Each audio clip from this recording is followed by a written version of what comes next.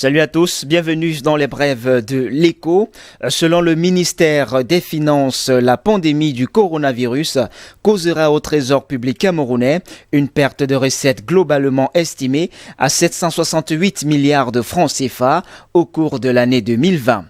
Mais précise la source, cette baisse des recettes publiques sera partiellement compensée par les appuis exceptionnels des partenaires au développement en rapport avec la crise sanitaire mondiale, ainsi que les appuis financiers classiques attendus du programme économique et financier avec le Fonds monétaire international.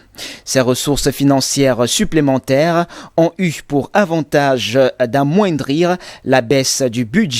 Ainsi, sur une baisse de recettes de 768 milliards de francs CFA, le budget, lui, ne baisse finalement que de 542 milliards de francs CFA, indique le ministère des Finances dans une note explicative du collectif budgétaire, loi de finances rectificative décidée par le chef de l'État le 3 juin 2020 et qui doit être entérinée dans les prochains jours par le Parlement.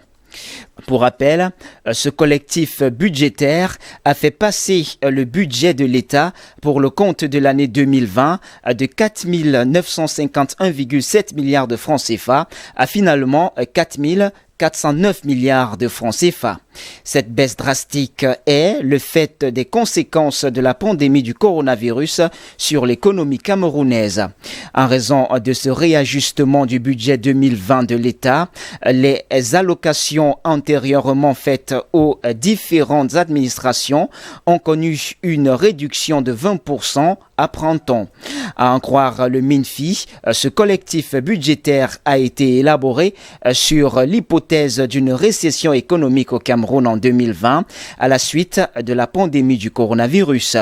En effet, alors qu'elle était initialement projetée à 4% du produit intérieur brut, la croissance économique dans le pays en 2020 affichera finalement moins 1,2% selon le FMI, soit une perte sèche de 5 points de pourcentage selon les nouvelles projections du gouvernement.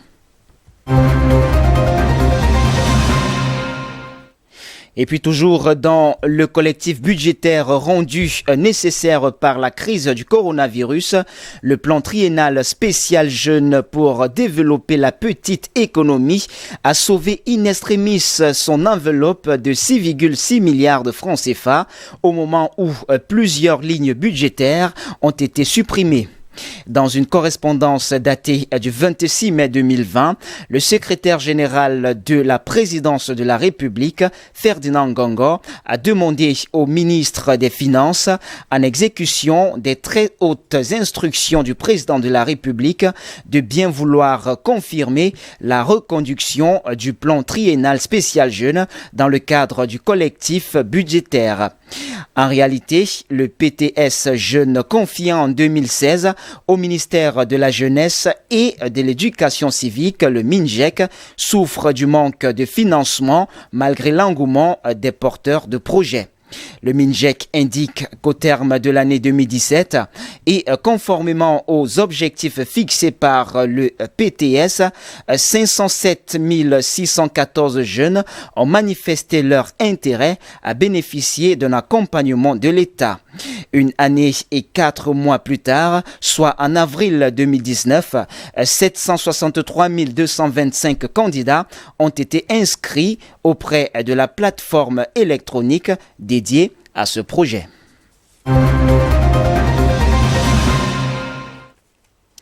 Les prix des denrées alimentaires baissent depuis 4 mois et ce n'est pas une nouvelle forcément réjouissante. L'indice calculé par la FAO, entendez l'Organisation des Nations Unies pour l'agriculture et l'alimentation, est en recul de 1,9% pour le mois de mai. Après 4 mois de baisse, il est au plus bas depuis décembre 2018. Cette chute traduit la faiblesse de la demande mondiale alors que les économies se sont confinées. Elle révèle aussi des déséquilibres de l'offre, parfois surabondante pour certaines familles de denrées. La principale chute concerne les produits laitiers. Ils baissent de 7,3% en mai. Le beurre, les fromages et le lait européen ont eu du mal à se vendre à l'étranger et sur les marchés domestiques, frappés notamment par la fermeture des restaurants. Pour les huiles végétales, la situation est plus contrastée. Le colza et le tournesol restent bien orientés, tandis que l'huile de palme voit ses prix diminuer depuis 4 mois en raison d'une forte production asiatique. Les prix des céréales ont pour leur part diminué de 1%, tiré par la chute du maïs américain. Le géant pétrolier britannique BP a annoncé ce lundi la suppression de 10 000 emplois dans le monde, soit 15% de ses effectifs. La majorité de ces suppressions de postes interviendra d'ici la fin d'année et concernera principalement les salariés dans les fonctions administratives, précise ainsi le groupe dans un communiqué.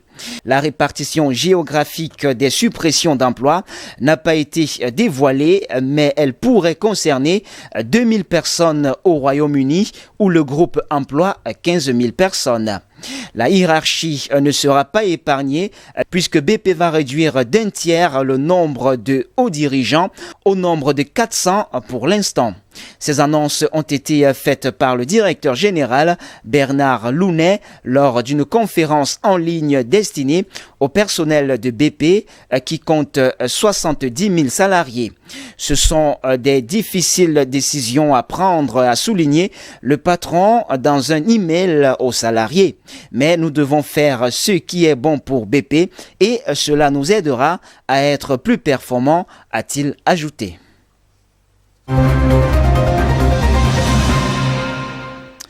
Et puis pour finir, restons sur le pétrole. Le cours du baril de Brent perd 3,24% à 40,93 $, pénalisé par les prises de bénéfices après avoir dépassé le seuil des 43 $ en matinée ce lundi. Le brut a été soutenu par l'extension de l'accord de réduction de l'offre pétrolière de l'OPEP+.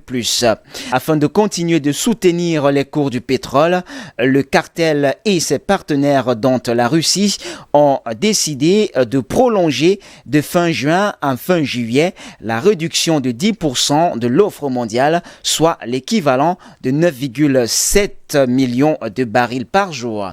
Eh bien, c'est tout pour les brefs de l'écho de ce jour. Mesdames, Mesdemoiselles et Messieurs, merci de nous avoir suivis. Les informations se poursuivent sur nos antennes d'IBS Télévision. Restez donc des nôtres naturellement.